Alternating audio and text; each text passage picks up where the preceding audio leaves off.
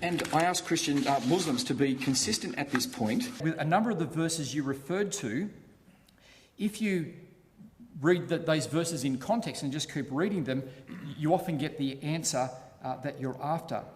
So what Abdullah is saying is true, but it's only half the truth, and we've got to look at the whole picture, the whole picture, the whole picture.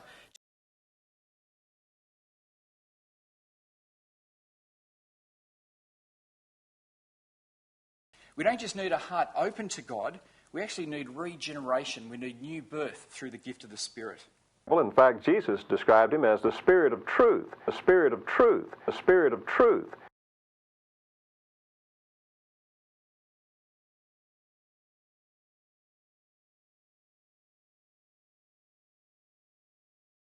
Abu Hurairah reported the messenger of Allah, peace be upon him, as saying, "Do not greet Christians or Jews before they greet you. And when you greet any of them on the roads, force him to the narrowest part." So if you're walking down the footpath, they have to get out of your way, and this is part of the way that you do this. You see how the gospel there is the basis for how husbands are to love their wives. And there is no command within the gospel to beat your wife as there is in the Qur'an. To beat your wife, to beat your wife, to beat your wife, to beat your wife as there is in the Qur'an. We don't have those types of things. The practical advice that's offered for this life is either airy-fairy, meaningless or limited. Now, the advice that's given to the husband and wife, that's fantastic. But what about when I'm a worker? What's my relationship with my boss? What's my relationship with my employees? If I run a business, what do I do? If I want to head a government, what do I do? If I want to facilitate an economic system, what do I do? There's none of these rules. Samuel, my question is to you, but before I can ask you, can I just make a couple of brief comments on your presentation? As a Muslim sitting here, particularly in the front row, and I've got a whole auditorium behind me, I felt really disappointed by the things that you mentioned. I thought a lot of it was inflammatory, and besides the point, you mentioned things that have nothing to do with the topic of today, such as, and I'll give you a couple of examples. You brought up a hadith which you quoted, which said if you see a Christian or a Jew on the walkway, then force them off the road. I, as a Muslim, have never, ever done that. You mentioned things about wife beating and how the Qur'an mentions it. This is my wife. I have never laid a violent finger on her. So for a whole host, and I would assume that the majority here are Christian, who do not know the intricacies of the things that you might have mentioned, I found that horribly inflammatory. So please forgive me for that. It's just, I thought a man of your integrity could have done a little bit better. All right, well, that's your comment? Yes, but my question is coming. Now, sticking to the topic. I thought that Abdullah detailed some very succinct, concise, straight to the point ways of how we can attain salvation from the Qur'an. And this is what I thought you would be focusing a lot more on. I felt, though, from your presentation that I did not fully get a grasp or did not fully understand the sense of salvation through Jesus Christ. So my question is, if I do accept Jesus, and firstly, what do I need to accept him as? Do I need to accept him as a Messiah? Do I need to accept him as a prophet? Do I need to accept him as a God? Do I need to accept him as the Son of God? That's number one. Secondly, if I do believe in whatever is detailed by Christianity, is that my automatic pass to heaven? Have I got my salvation? If I were to go out and kill someone and said, well, I have faith in Jesus though, will I still have salvation? Thank you. All right. So you've got your preliminary comment about being inflammatory, and then the second one about me not expanding the Christian position adequately. So that's where I was coming to? Succinctly, okay. Certainly, with that second point, I certainly did that in the second part of my talk, where I had 3 points, and the second one was how you're saved in Christianity, and I spoke about confession before God, understanding you can't do anything, and then relying on Jesus' death and resurrection. Now, it's true I didn't spend my whole time on that, but, I did mention it. And, obviously for me, that's a great thing to talk about. So, yes, I should talk about it more. I agree with you there. Regarding the other things that hurt your feelings, and I'm sorry that your feelings are hurt. Your wife is there. That's not nice.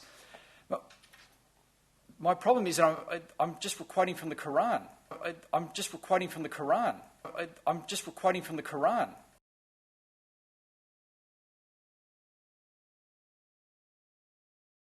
You see, the difference between me and Samuel is when I quote arguments against Christianity, I always bring up arguments that the Christians themselves acknowledge. He mentions a lot of things. He doesn't give the Islamic position on it. He gives you half the story. I'm just quoting from the Qur'an. Beat your wife, beat your wife, beat your wife, beat your wife, as there is in the Qur'an. I'm just quoting from the Qur'an. And, well, I actually think that if we're talking about who is the Saviour of the world, to look at what it means to be saved is part of the topic. I don't know how that cannot not be part of the topic, because what our understanding of what salvation is how we judge what we're getting, what it means to be saved. So I want to maintain that I was trying to keep on topic. If it's offensive, then I'm quoting the Qur'an there. I'm not sure what I can do about that. I've just got a question about those particular verses. To Abdullah, my question is sincere. I'm wondering if those verses shouldn't be quoted. Is there a better context for them? Are these verses something that should be overlooked and that have been changed in a new time and age? That's a fair question. Should they be overlooked or ignored? Absolutely not. We believe that the Qur'an is the Word of God, the eternal Word of God, and that the book that we have in our hands, what comes out of our mouths when we read it, is the created expression of that eternal Word of God. Now, when we want to look, for example, at the verse that was alluded to about beating wives, we can't just quote that, as I said, for example, even with Samuel doing with Leviticus, quoting the first 5 verses of the chapter and just forgetting the next one, which makes the preceding 5 all clear. We need to understand the context. Now, I know this may sound to some people like it's a bit of a get-out clause or whatever, but I'll give you the answer as I honestly believe it. I'm not trying to run rings or whatever just to make things seem more palatable than they are, because indeed, if I were to say something to you which were to answer a question that you have about our religion, and then you adopted it, and then you find in 2 weeks or whatever that what I said to you is a lie, well, that would all kind of be pretty pointless, wouldn't it? In terms of this verse, it was revealed in a context where men would beat their wives for everything, absolutely everything. If their wife was 2 minutes late in making their dinner, beaten. If the dinner didn't taste good, beaten. If the wife wouldn't, basically give herself up to him straight away for marital relations, beaten.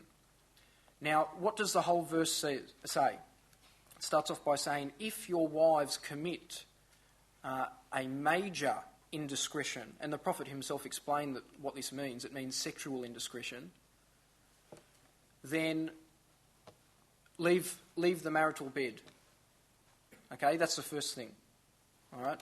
The next thing is that you then stop relating to one another absolutely completely. And then the final thing, it says, hit them. Now you might think, hang on, well, you're saying that the third thing that you're going to do to your wife, if she has a sexual indiscretion with another man, is hit her.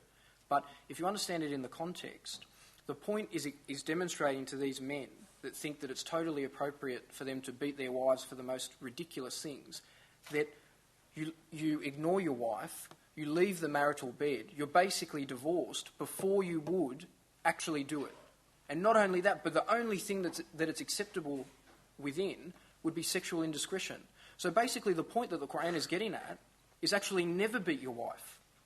That's the point that it's expressing. So that's why I kind of laugh when people say, oh, the Qur'an says beat your wife. It doesn't say that at all. It's putting up all these roadblocks such that it's impossible for an individual man to cross every single block and then get to the point where he's going to beat his wife. It's impossible. So the whole point is saying, don't beat your wife. That's actually what it says. This is the explanation in every classical exegesis. This is the conclusion that every Islamic legal scholar has come to. You would never ever find an Islamic legal scholar that says, based on this verse, it's just permissible to beat your wife in any situation. Everybody has agreed with exactly what I'm saying now, and that's what it means. And so I guess as Muslims, and I kind of share my brother's frustration in that, if you're going to quote that out of the context, without the preceding lines, it sounds horrible. It sounds like we commit to this. But if you then give the context and you give the preceding lines and you explain that it's setting up roadblocks such that it is theoretically impossible for this to occur, to explain to people who for them it was the social norm, this is totally unacceptable. That's the point. I hope I've explained it for you. With a number of the verses you referred to, if you read those verses in context and just keep reading them, you often get the answer that you're after.